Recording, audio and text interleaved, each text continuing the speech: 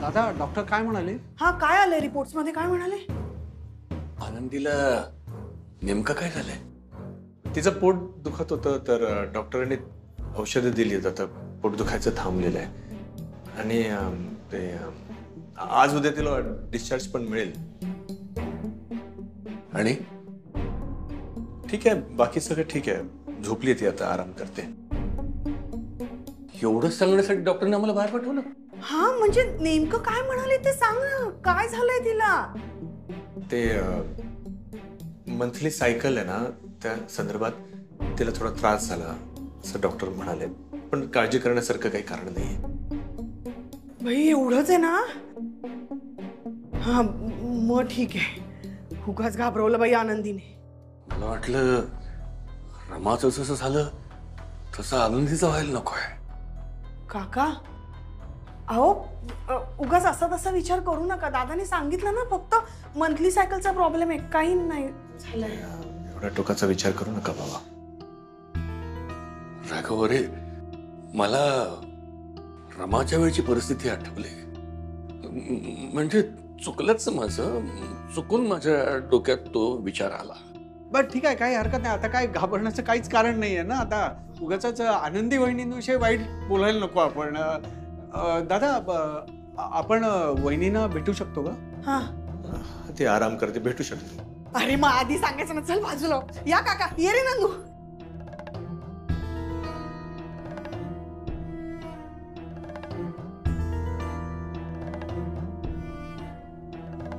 काय ग आनंदी, बरं वाटतंय ना आता? अगो किती घाबरवलंस आम्हाला. मला वाटलं होतं की ती 2 दिवस ऑफिसला जायची दगदग झाली ना, म्हणून झालं हे सगळं. मीच म्हणालो 2 दिवसात ऑफिस उभं करायला पाहिजे म्हणून. आणि उगाच त्याचा त्रास झाला माझ्या लेकीला. राघव, यापुढे मी कसलीही घाई करणार नाही. तुम्हा दोघांना जे करायचं ना ते मनाप्रमाणे करा. मी अजिबात लोडवड करणार नाही. आणि त्या सगळ्या गोष्टीचा माझ्या आनंदीला त्रास व्हायला नको. आणि आनंदी, आता रात्र रात्र जागून कामं करणं बंद. मुळात ना आता सगळी कामं स्वतःच्या अंगावर घेणं बंदच करतो. आणि हो आनंदी वहिनी, आता जरी डिस्चार्ज मिळाला तरी काळजी घेणं गरजेचं आहे. आणि प्लीज आम्हाला तुमची काळजी घेऊ द्या.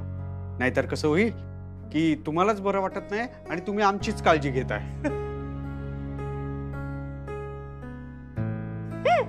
नाही नाही, असं नाही होणार नंदू. कारण आईच स्वतः आनंदीची काळजी घेणार आहे. तिने सांगितलंय ना की जोपर्यंत आनंदीला पूर्ण बरं वाटत नाही तोपर्यंत ती स्वतः सगळी कामं करणार आहे. देवासमोर तसं कबूलच केलंय तिने. नाहीतर वर्षा आहेच. हो म्हणजे काय, आहेच मी. आनंदीने इतकं केलंय माझ्यासाठी. मी थोडंसं केलं तर काय झालं, आहे मी.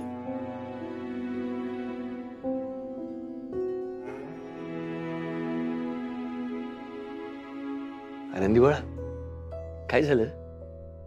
काही हवंय का? पाणी हवंय का? भूक लागली आहे का? हा, काही देऊ का तुला?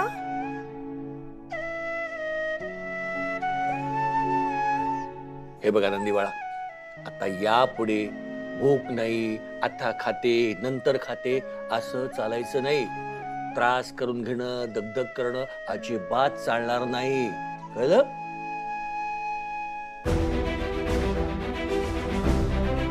मिसेस कर्डिकांचं गर्भाशय खूप वीक आहे आणि त्यामुळे त्या कधीच ऐकू शकणार नाहीयेत. त्यांनी स्वतः बाळाला जन्म देणं हे खूप धोक्याचं आहे.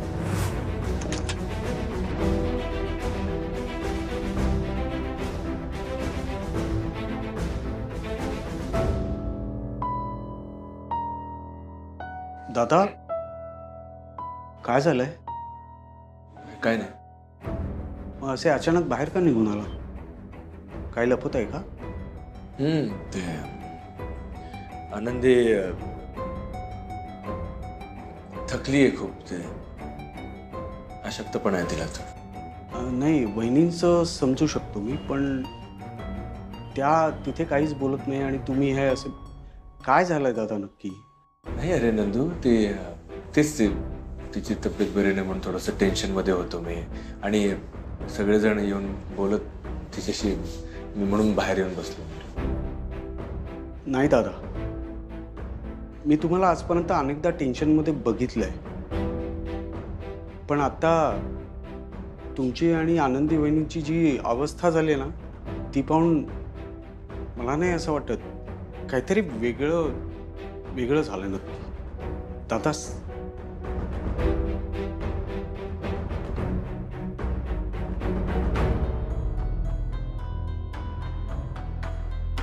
दादा, तुम्ही आणि आनंदी वहिनी दोघेही धीट आहात. तुमच्या पुढे कितीही कठीण प्रसंग आले तरी तुम्ही एकमेकांसाठी आणि इतरांसाठी उभे राहता. पण दादा, आता तुमच्याकडे बघून दादा, आता मला भीती वाटायला लागली. काय झालं दादा? नाही नंदू, काही नाही झालं.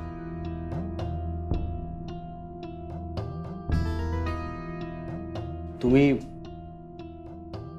सांगणार नाही आहेत मला? ठीक आहे, मी एक काम करतो, मी डॉक्टरांनाच विचारतो.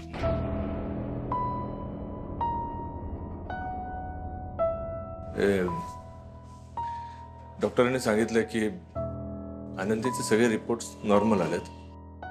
मग आनंदीला कधी बाळ नाही होऊ शकत.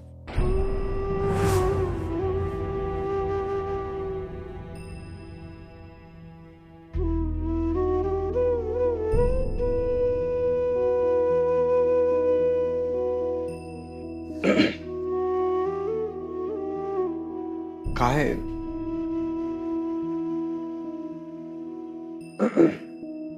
दादा, प्लीज स्वतःला सावरा. तुम्ही खचून गेलात तर आनंदी वहिनींना कोण सावरणार? आणि तुम्हाला आनंदी वहिनी, ठीक आहे, शक्य नसेल तर काय, चिंगी आहे ना, आनंदी वहिनी तर चिंगीला स्वतःची मुलगी समजतात, तसे सांभाळतात, वाढवतायत. बाळ होणार नाही या गोष्टीचं मला वाईट नाही वाटत नंदू. चिंगी आहे, दुःख या गोष्टीचं आहे की आनंदी गेले कित्येक दिवस हे स्वप्न उरशी बाळगून आहे की तिला आई व्हायचंय, तिच्या पोटी बाळ जन्म घेईल, आणि आता ती कधीच बाळाला जन्म देऊ शकत नाही. हे दुःख ती कसं पचवणार मला नाही माहिती. हा तिच्यासाठी खूप मोठा धक्का असतो, आणि ती अशी आहे ना, ती आपल्या सगळ्यांना कधीच दाखवणार नाही.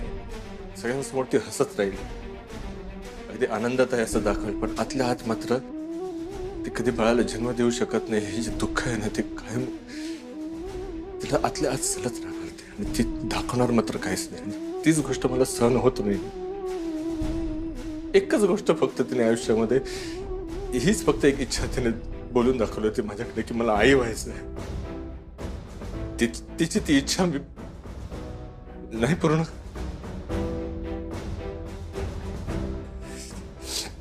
आनंदीला एकदा भरवून जाऊ दे, त्यानंतर मग मी सगळ्यांशी बोलणार होतोच. आता मात्र तिच्याशी काही बोलू नका. नाही, मी तुम्हाला खात्री देतो, मी कोणाला काही बोलणार नाही, पण राघव दादा, आता तुम्ही आनंदी वहिनींसोबत असणं अत्यंत गरजेचं आहे. तुम्ही प्लीज आज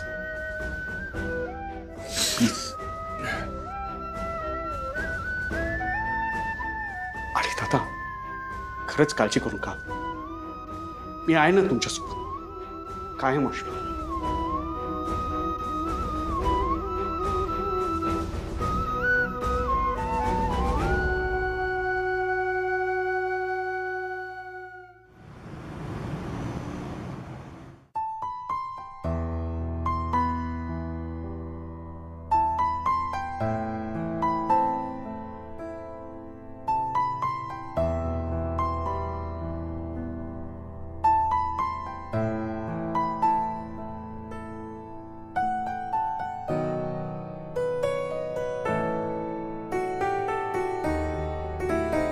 आनंदी, मी काय म्हणतो, आता तुला डिस्चार्ज मिळेल ना, तर आपण घरी जाऊ, पण उद्याच आपण कुठेतरी बाहेर फिरायला जाऊया. हा, म्हणजे कसं, तू असा विचार करत असेल की आपली नवीन नवीन फर्म आपण सुरू केली आहे, पण ठीक आहे ग, क्लायंट अजून आपल्याला मिळायला वेळ आहे ना, तोपर्यंत आपण जाऊन येऊ शकतो ना.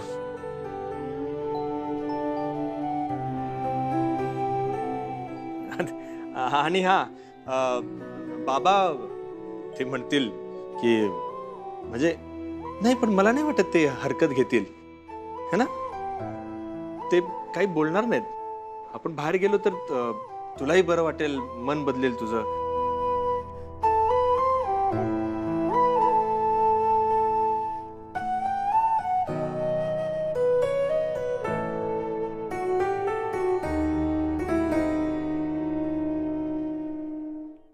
Good good. मिसेस कर्णिक, मी सांगितलेल्या सगळ्या गोष्टी नीट लक्षात ठेवा, हं? आणि स्वतःच्या तब्येतीची काळजी घ्या, म्हणजे पुन्हा असा त्रास होणार नाही ना. आणि यांना जे मी डोस लिहून दिलेत ना, ते त्यांना रेग्युलर द्या. आणि कधी काही त्रास झाला तर तुम्ही इथं येऊ शकता. तुम्ही आता निघालात तरी चालेल. Okay, take care. Thank you doctor. Doctor, तुम्ही सांगितल्याप्रमाणे सगळे पेपर्स रेडी. हा, ओके. काय आनंदी वहिनी, कसं वाटतंय आता? दादा, मी सह्या वगैरे केलेल्या आहेत आणि डिस्चार्जचे सगळे पेपर रेडी आहेत आता. हो, हो. मग चला चला, मी सामान भरते, तुम्ही हवं तर पुढे वा. मी आनंदीचं सामान पॅक करून येते. औषधं वगैरे घ्यावी लागतील ना. नाही, आपण एकत्रच जातोय. हो, बर ह्यात औषध. बर बर बर. आणि मी काय म्हणतो, आनंदी वहिनी, तुम्ही अजिबात काळजी करू नका. आणि दादा म्हणतात ते अगदी करेक्ट आहे, तुम्ही कुठेतरी आता बाहेर फिरून या. काय ग? हो, अरे आनंदी, मस्त प्लॅन आहे अगं. आधी गणपती, त्यानंतर दादाच्या ऑफिसची सगळी कामं. किती दमछाक झाली आहे तुझी. तू जाऊनच ये बाई. नाही, आणि काय आहे ना, तुला चेंज मिळेल. कारण काय, कितीही सांगितलं तुला की बाई ग, काम करू नकोस, आराम कर, तरी तू काही आराम करायची नाहीस. जा, मस्त जाऊन फिरून या दोघ जण. काय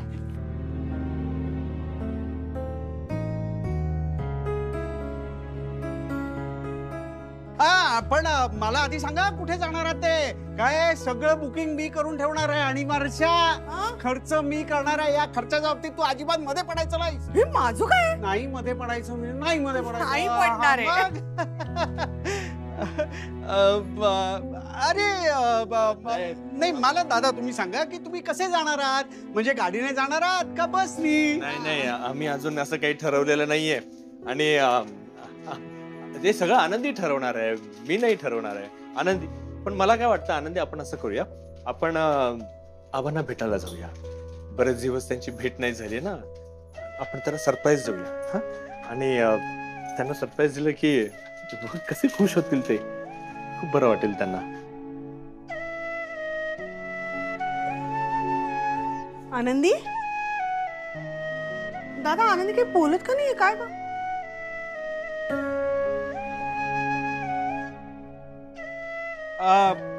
पॅकिंग झालं का तुझं? हो हो हो, झालं. चला, आता आपल्याला आपल्या घरी जायचंय. चला चला चला चला.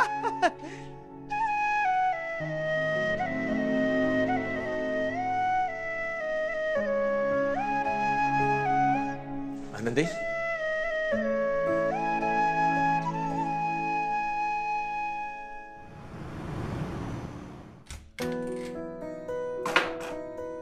आनंदी, राघव थांब, तुम्ही इथेच उभे राहा, मी आले. हा, आनंदी, अशी शांत राहू नकोस, काहीतरी बोल, नाहीतर सगळ्यांना असे प्रश्न पडतील, ते विचारत राहतील, तुला त्रास होईल.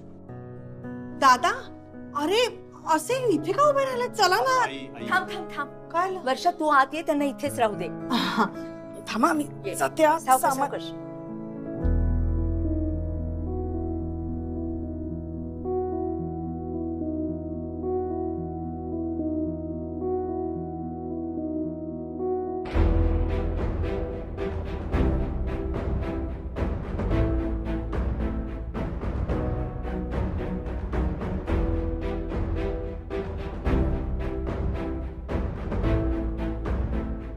राघव, ती अशी काय निघून गेली आत? काय झालंय तिला? दादा खरं सांग हं? सगळं नॉर्मल आहे ना? नाही सगळं नॉर्मल असतं तर आनंदी अशी वागली नसती. सांग ना काय झालंय? राघव तू आम्हाला फसवतोयस? नाही नाही, ते आजारपणातून आली आहे ना, ती थकली आहे, आराम करायला गेली असेल. मी बघतो ना, काही काळजीचं कारण नाहीये.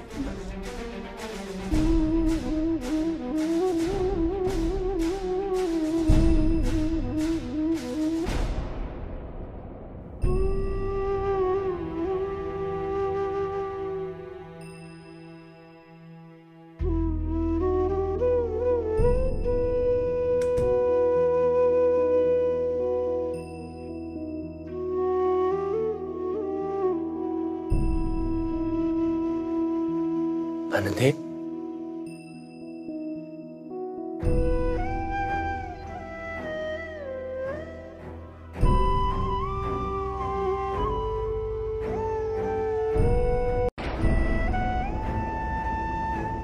आनंदी मला कळते तुला किती त्रास होतोय ते. तू आई नाही होऊ शकत ही गोष्ट तुला स्वीकारता येत नाहीये. बाळाला घेऊन असलेला तुझा उत्साह, आनंद, स्वप्न एका क्षणात उद्ध्वस्त झाली. मी स्वतःच या बातमीने हरलोय. मी काय तुला समजावं? अहो समजतंय मला, तुम्हालाही खूप दुःख झालंय ना, आणि आता माझ्या अशा वागण्यामुळे तुम्हाला माझी काळजी वाटते.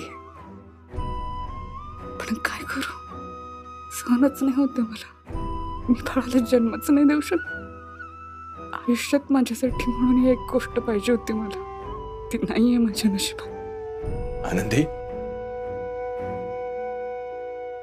तू एक शब्दही नाही बोललीस तरी मला कळतंय तुला काय सहन करावं लागतंय ते. रड,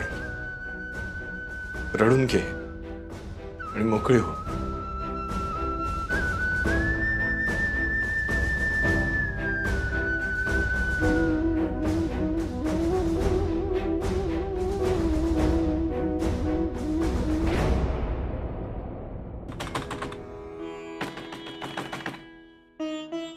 वर्षापूर्वी नवीन संगणकासाठी अर्ज केला होता, पण सगळे संगणक जातायत नरकात. काय तर म्हणे त्यांचा कार्यभार वाढलाय.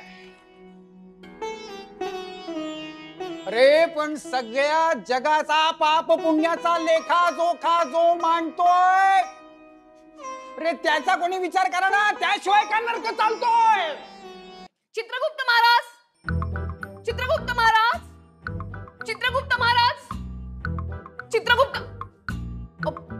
चित्रगुप्त महाराज कुठे आहेत? मला त्यांना भेटायचंय, बोलायचंय मला त्यांच्याशी. सांगा बरं ते कुठे आहेत? हात काढा, हात काढा. चित्रगुप्त महाराज कुठे आहेत? माझ्या महत्वाच्या कामाच्या वेळी माझं लक्ष विचलित करू नये एवढंही कळत नाही का? माझ्या एकट्याच्या खांद्यावर संपूर्ण जगाचा तोल अवलंबून आहे. हे पण माझंही काम तितकंच महत्वाचं आहे. मला आधी सांगा चित्रगुप्त महाराज कुठे आहेत? मला त्यांच्याशी बोलायचंय, महत्वाचं बोलायचंय. कुठे आहेत ते मला आधी सांगा. चित्रगुप्त महाराज, तुम्हीच आहात? काही शंका आहे? तुम्ही कसं काय? ते मुकुट वगैरे, हे ऑफिस, आणि ते तुमच्याकडे ते सोन्याचं सिंहासन वगैरे नाहीये का? दागिने वगैरे कुठे आहेत तुमचे? तुम्ही खरंच सांगा ना कुठे आहेत चित्रगुप्त महाराज? मला त्यांच्याशी अत्यंत महत्वाचं बोलायचंय. खरंच आहात का? चित्रगुप्ताला तुम्ही कोण विचारणार आहे? आपण कोण?